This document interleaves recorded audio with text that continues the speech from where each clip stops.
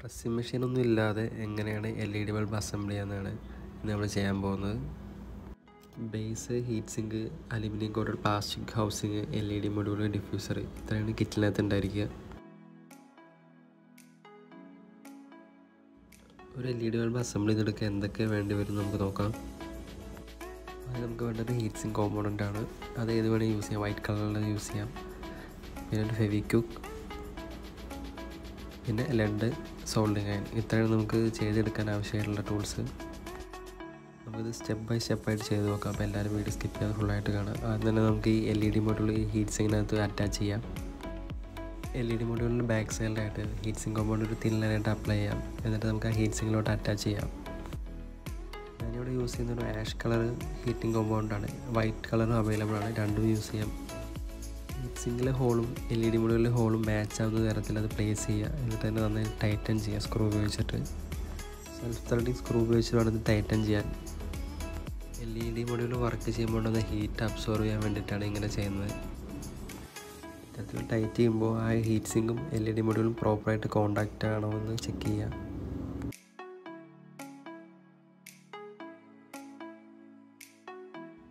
അടുത്തായി നമുക്കിതിൻ്റെ ബേസും അതുപോലെ പ്ലാസ്റ്റിക് ഹൗസിങ് കൂടി അറ്റാച്ച് ചെയ്യാം. ഇതിൻ്റെ ബേസിൻ്റെ കൂടെ അറ്റാച്ച് ചെയ്തിട്ട് വരുന്ന രണ്ട് വയറിന് നമുക്ക് ഈ ഹീറ്റ് സിങ്ക് പ്ലേറ്റിന് സെൻട്രലിലെ ഹോളിലൂടെ പുറത്തോട്ട് എടുക്കാം. സ്ക്രീനിൽ കാണുന്ന ഈ രണ്ട് പോയിന്റിൽ നമുക്കിത് കണക്ട് ചെയ്യാം. സോൾവ് ചെയ്യുന്ന പോയിന്റ് വേറെ ഒരു പാർട്ടുമായിട്ട് കോൺടാക്റ്റ് ഇല്ലെന്ന് ഉറപ്പ് വരുത്തിയതിന് ശേഷം മാത്രം ചെക്ക് ചെയ്യുക. നമുക്കിതൊന്നും ബൾബ് ഹോളിൽ കണക്ട് ചെയ്ത് ചെക്ക് ചെയ്യാം. കിറ്റ് ഓൺലൈനിലും അതുപോലെ ഇലക്ട്രോണിക് ഷോപ്പിലൊക്കെ അവൈലബിൾ ആണ്.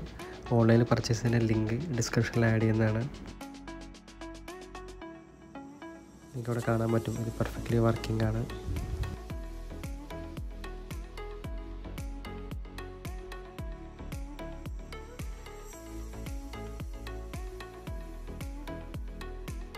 ചെക്കിങ് കഴിഞ്ഞതിന് ശേഷം നമുക്ക് ഇതിൻ്റെ ബേസും അതുപോലെ ഹൗസിങ്ങുമായിട്ട് ഒന്ന് അറ്റാച്ച് ചെയ്യാം. അതിന് ഞാനിവിടെ ഉപയോഗിക്കുന്നത് ഫെവിക്വിക്കാണ്.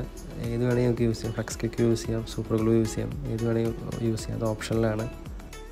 ആൾറെഡി ഇതിൻ്റെ ബേസും ഹൗസിങ്ങുമായിട്ട് അത്യാവശ്യം നല്ല ടൈറ്റാണ്. സോ അതുകൊണ്ട് നമുക്ക് പഞ്ചിങ് മെഷീൻ്റെ അതുപോലെ ഇത് ടൈറ്റൻ ചെയ്യുന്ന മെഷീൻ്റെ ഒന്നും ആവശ്യമില്ല. അതുകൊണ്ടാണ് ഞാനിവിടെ ഫെവിക്വിക്ക് ഉപയോഗിക്കുന്നത്.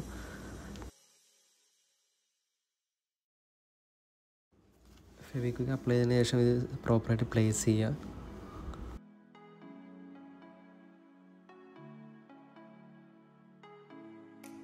ഇനി നമുക്ക് ഇതിൻ്റെ ഹീറ്റ് സിങ്കും അതുപോലെ മെറ്റൽ ഹൗസിങ്ങായിട്ട് അറ്റാച്ച് ചെയ്യാം. അതും ഫെവിക്വിക്ക് വെച്ചിട്ടാണ് ചെയ്യുന്നത്. ഈ ഹീറ്റ് സിങ്ക് മെറ്റൽ ഈ ഹൗസിങ്ങിൻ്റെ സെൻറ്ററിൽ തന്നെയാണ് ഉറപ്പ് വരുത്തിയതിന് ശേഷം മാത്രം ഇത് നന്നായിട്ട് ഒട്ടിക്കുക. ഈ ഹീറ്റ് സിങ്ക് പ്ലേസ് ചെയ്യുന്ന സെൻറ്ററിലല്ലെങ്കിൽ നമുക്ക് ഇതിൻ്റെ ഡിഫ്യൂസർ പ്ലേസ് ചെയ്യാൻ കുറച്ച് ബുദ്ധിമുട്ടായിരിക്കും.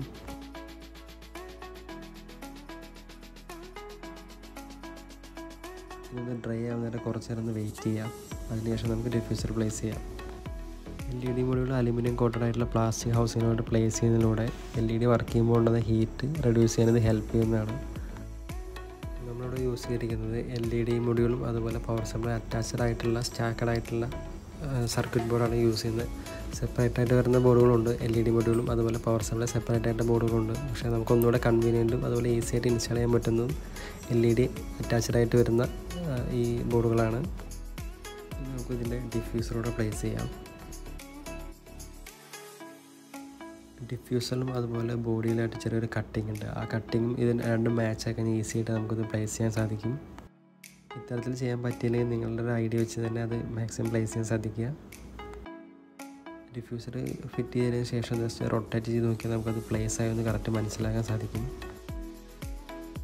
കുറച്ച് സമയം എടുത്തിട്ടാണ് നമ്മളത് പ്ലേസ് ചെയ്തിട്ടുണ്ട്. ഇനി നമുക്കത് ചെക്ക് ചെയ്ത് നോക്കാം, ഹോൾഡറിൽ കണക്ട് ചെയ്ത് നോക്കാം.